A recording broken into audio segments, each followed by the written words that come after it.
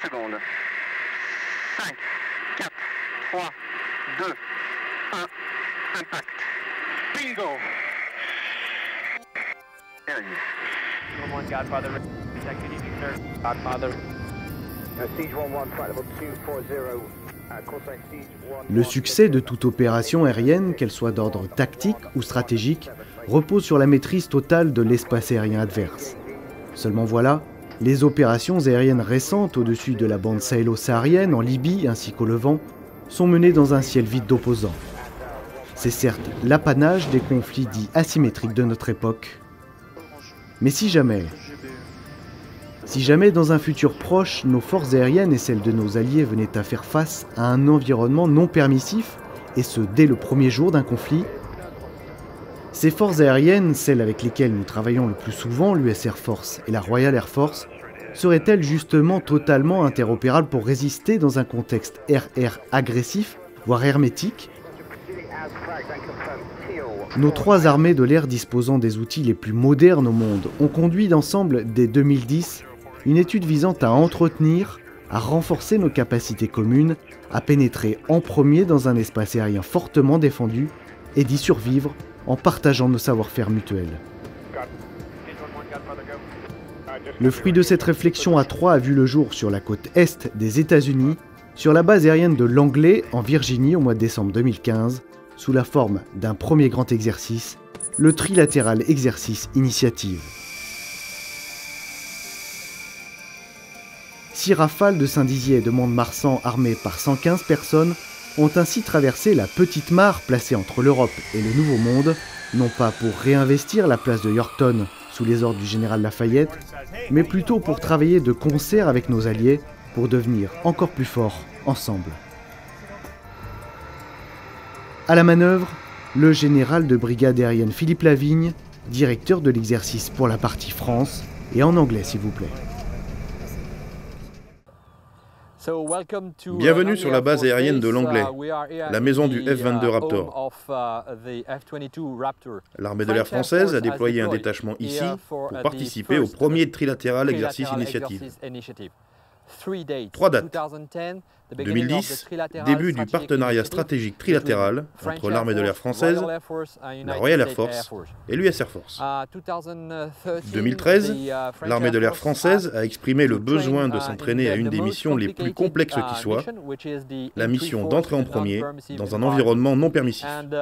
De plus, l'armée de l'air voulait s'entraîner à ce type de mission avec les aéronefs les plus modernes, qui sont le Rafale, le Typhoon et bien sûr le F-22 Raptor. 2014, le chef d'état-major de l'US Air Force nous autorise à participer au premier trilatéral exercice initiative, ici à Langley. C'est en travaillant ensemble que nous gagnerons. C'est donc une belle opportunité que nous avons de pouvoir commencer à s'entraîner en équipe.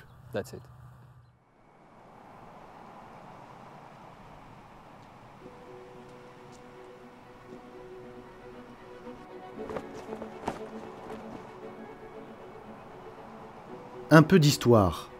La base aérienne de Langley, ou plutôt Langley Air Force Base, est une implantation majeure de l'armée de l'air américaine, et ce depuis le début de la conquête de l'air aux États-Unis.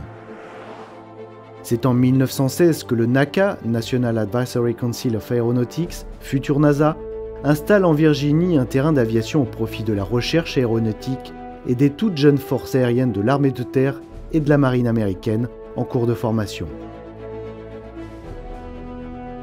Portant le nom d'un pionnier en aérodynamique, Samuel Pierpont Langley, cette implantation aéronautique ne va cesser de grandir et de s'adapter aux différentes évolutions de l'aviation militaire américaine au cours du XXe siècle. C'est ici que furent formés les jeunes aviateurs qui partirent combattre en France à partir de 1917. C'est encore ici que dans les années 20, le général Billy Mitchell, considéré comme le père de l'US Air Force, prouva au monde entier la suprématie du bombardement aérien naval en coulant un cuirassé allemand capturé. Les années 30 sont marquées par les études sur l'écoulement aérodynamique, la diminution de la traînée, la maîtrise de la loi des airs et les premières applications des profils laminaires dans la première soufflerie à l'échelle 1 de Langley Field. Pendant la Seconde Guerre mondiale, Langley devient une plateforme majeure de ce qui va devenir en 1947 la plus grande force aérienne du monde, l'US Air Force. Langley change de dimension dans les années 50, la course à l'espace est lancée, la guerre froide commence, et le NACA, devenu NASA, planche sur les premiers programmes spatiaux comme Mercury ou Gemini, et crée par la même occasion une nouvelle race de pionniers, les astronautes. Le temps s'accélère en Virginie et le tout premier escadron de F-15 Eagle, fer de lance de la défense aérienne américaine, se pose à Langley en 1976. La plateforme devient référente à partir de ce moment dans la conduite des opérations de supériorité aérienne. Expertise qu'elle gardera jusqu'à maintenant, puisque la première escadre de chasse met en œuvre le fameux F-22 Raptor, avion de tous les superlatifs depuis 2005.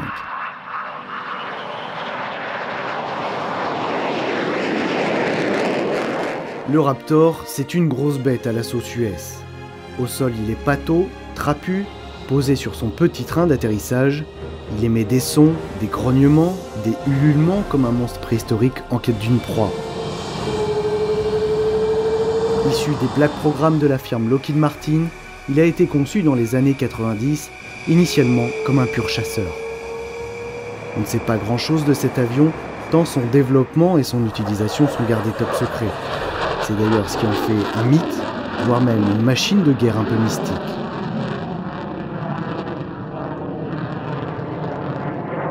C'est en tout cas un condensé de technologie, avec un rapport poussée-poids supérieur à 1, il est puissant.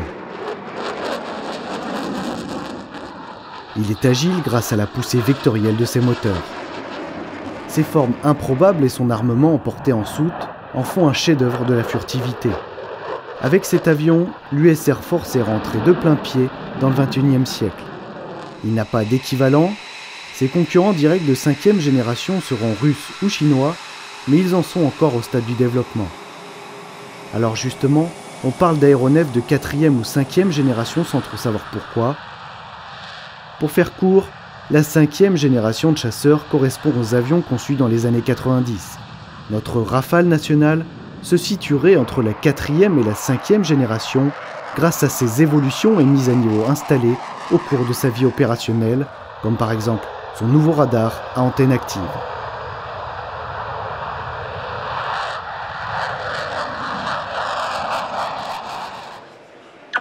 La pression monte doucement. À la veille des premiers vols, les pilotes peaufinent leur tactique pendant que les mécaniciens et personnels chargés du soutien reçoivent de nos hôtes les dernières consignes de sécurité relatives au déplacement sur la ligne avion ou flight line. Les pompiers de la plateforme découvrent le Rafale et les procédures secours à observer si jamais ils avaient à intervenir. Ultime mise au point pour tout le personnel, tout est calé, le spectacle peut commencer. L'activité prend fin aujourd'hui, fin pour cette première partie. Donc la mise en place s'est très bien passée. Je vous remercie à tous pour le travail réalisé.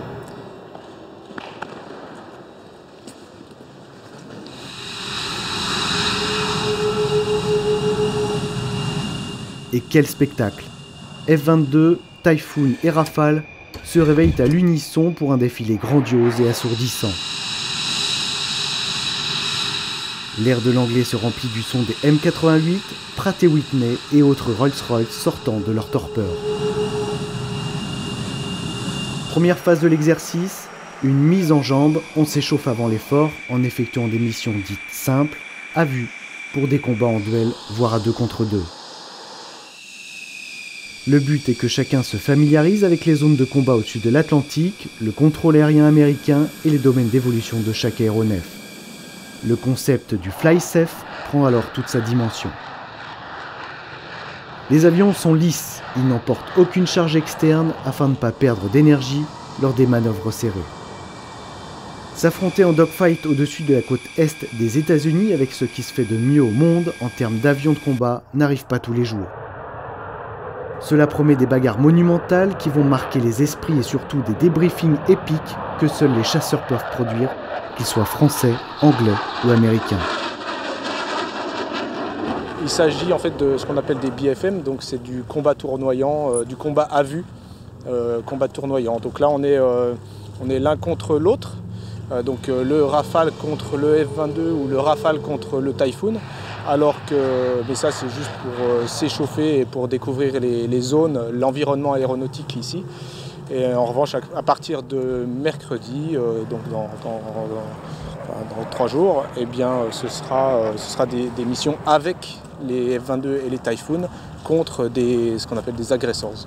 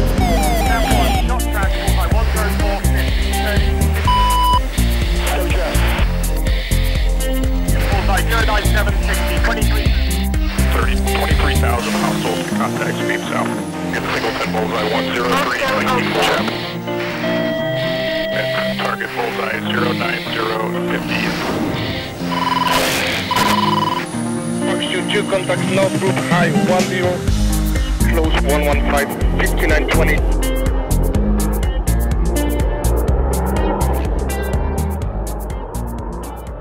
Oui, c'est très valorisant puisqu'il faut évidemment pouvoir s'entraîner ensemble pour que le jour J, eh bien, on puisse travailler ensemble et donc connaître déjà les forces et les faiblesses de chacun de nos alliés pour pouvoir mener la mission comme il le faut.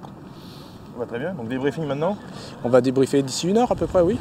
Ouais, le temps de se reconditionner, comme on dit.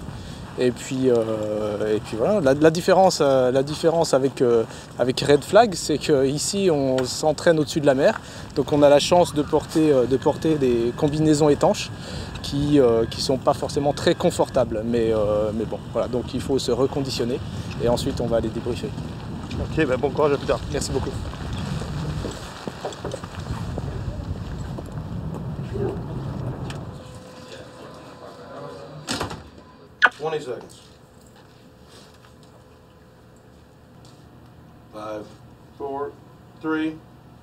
L'exercice entre dans sa deuxième phase, celle où les Rafale, Typhoon et Raptor vont travailler ensemble. Les missions évoluent et se complexifient. Plus question de combat à vue, les forces aériennes coalisées vont être opposées à des menaces placées au-delà de la portée visuelle. L'exercice gagne donc en réalisme avec des missions aussi diverses que la défense de zone ou bien de la protection de raids dans la profondeur. Le schéma est à peu près toujours le même. D'un côté, les gentils, les Blue Force, ou Good Guys, et de l'autre, les Red Force, les méchants. Pour la circonstance, les Bad Guys sont des F-15E arrivant de Seymour Johnson, qui opéreront avec les T-38 Talon du 71e escadron d'entraînement de l'Anglais. Leur job, gêner au maximum la coalition dans l'accomplissement de ses missions, tout en respectant les règles d'engagement évidemment. Le 71e escadron d'entraînement est à la base une unité destinée à faire vieillir les jeunes pilotes en fin de cursus de formation avant qu'ils soient transformés sur F-22. Les instructeurs sont pour ainsi dire des vétérans du combat aérien, des moustachus qui ne se laisseront pas tirer comme des pigeons de foire. Ils sauront exploiter la moindre faille dans le dispositif de la coalition. Ces opposants, ou opponents, sont par habitude appelés agressors. Il y a justement une petite nuance typiquement américaine à prendre en compte. Avec les T-38, nous jouons le rôle de plastron, d'opposants. Nous ne sommes pas des agresseurs. L'US Air Force dispose de 2 escadrons d'agresseurs sur la base aérienne de Nellis. Nous volons au profit des F-22 en tant qu'opposants ici à l'Anglais. Nous jouons le rôle de méchants. Le titre d'agressors revient en permanence à 2 escadrons de chasse sur la base de Nellis dans le Nevada, dont le métier est d'entraîner et d'aguerrir les équipages aux tactiques et armements employés par les pays de l'ex-bloc soviétique. Ces escadrons vivent à la russe, ils volent, ils combattent exactement comme des escadrons de combat de l'ex-URSS. Leurs montures sont des F-15 et des F-16 camouflés, comme des Sukhoi et autres MiG. Nés il y a près de 40 ans au sortir de la guerre du Vietnam, où le taux de perte en termes d'avions et d'équipage était devenu inacceptable, ces unités ont pour vocation d'amener les pilotes de combat américains et ceux de l'OTAN à passer le cap fatidique des 10 premières missions de guerre sans être abattus. C'est le but de cet entraînement hors norme, unique au monde, situé aux portes de Las Vegas, le célèbre Red Flag. En 2006, un jeune pilote de combat opérationnel évoluant déjà sur le fleuron de la défense aérienne française, le Mirage 2000-5F, au sein du groupe de chasse 1-2 Cigogne, avait eu la chance de se frotter justement à ces fameux agresseurs américains. Il est aujourd'hui chef de l'escadron de chasse 1-7 Provence et pilote des Rafales à Langley pour le TEI. Red Flag sur Mirage 2000-5, c'était déjà très bien. Aujourd'hui, à Langley sur Rafale, c'est, on va dire, encore mieux. Je peux pas dire le contraire. Hein. Vraiment, donc le Rafale, c'est un avion que je connais maintenant depuis 2 ans et demi. C'est un vraiment excellent avion. C'est un excellent avion. Comparé au Mirage 2000-5, pour ce qui est de la défense aérienne, eh bien, il fait mieux que le Mirage 2000-5.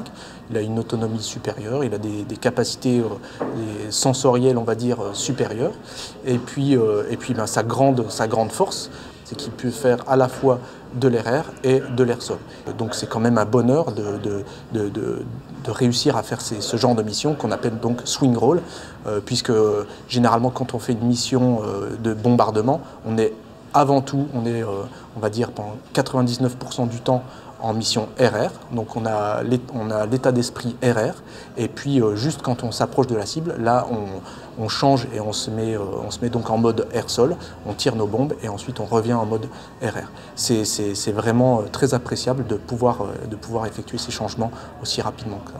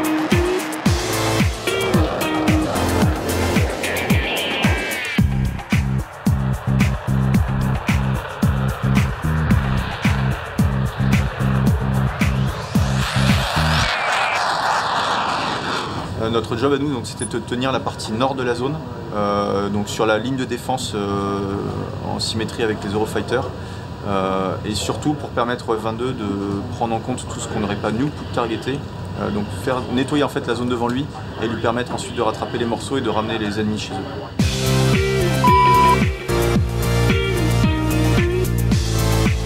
That's new picture, 2 group as 7. On by 4 by 1, 2, 3, 60 pounds, 20,000. Coming 3 fly, hold stop. South, I think, punch at a strike. Striker bullseye, 135, 10,000, pounds open, second. Caddy Shack, Raptor 2, Fox 3, medium, bullseye 10467, 20,000. 75 medium, Raptor 2. Raptor 2, bullseye 10467, maneuver, beam, chap 3, heads up.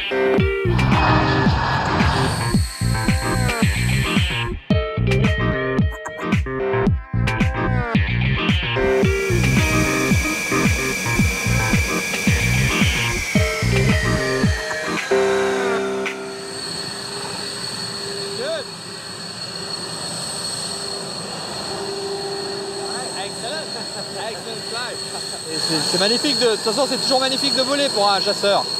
Et un bon combat, je pense qu'on a été tiré, mais ce qui est normal puisque c'est à eux d'acquérir la supériorité aérienne et ensuite de traiter des objectifs qu'ils avaient définis.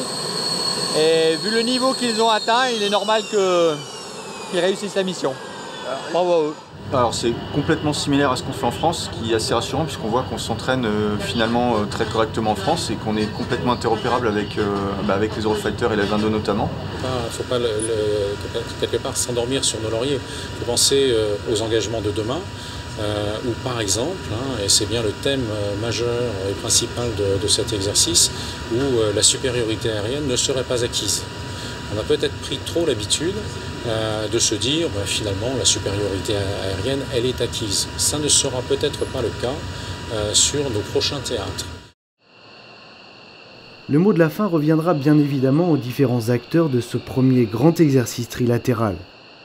Les objectifs affichés ont été atteints, autant en termes d'efficacité du système d'armes Rafale qu'en termes de préparation de nos personnels, validant ainsi les orientations prises pour une armée de l'air résolument moderne, tournée vers l'avenir et capable de répondre aux exigences des théâtres d'opération de demain. Ces trois armées de l'air ont des moyens que beaucoup d'autres n'ont pas. Nous devons nous assurer d'être prêts à nous déployer ensemble, le plus rapidement possible, dès le premier jour d'une opération approuvée par nos gouvernants. Ce n'est pas seulement un exercice centré sur les aéronefs ou les pilotes. C'est surtout la démonstration que nos trois armées de l'air ont les capacités de travailler ensemble, maintenant et demain, que cela soit en opération au-dessus de l'Irak ou de la Syrie, aussi bien qu'en exercice sur la côte est des États-Unis. Ce sont trois armées de l'air agissant comme une seule équipe pour l'intérêt commun.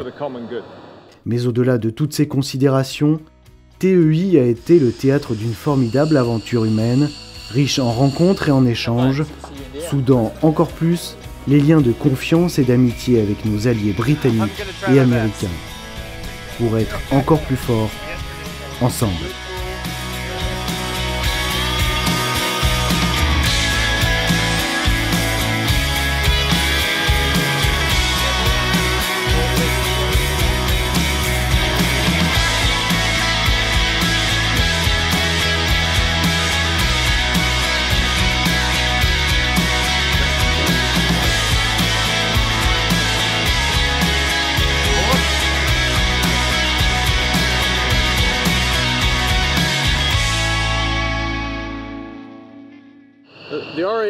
La Royal Air Force est née en 1918.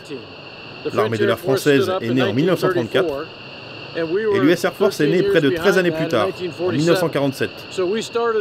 Nous avons ainsi débuté en nous inspirant de ces deux armées de l'air et nous devons continuer à apprendre des uns des autres pour devenir encore plus forts. C'est pour cela que nous sommes ici.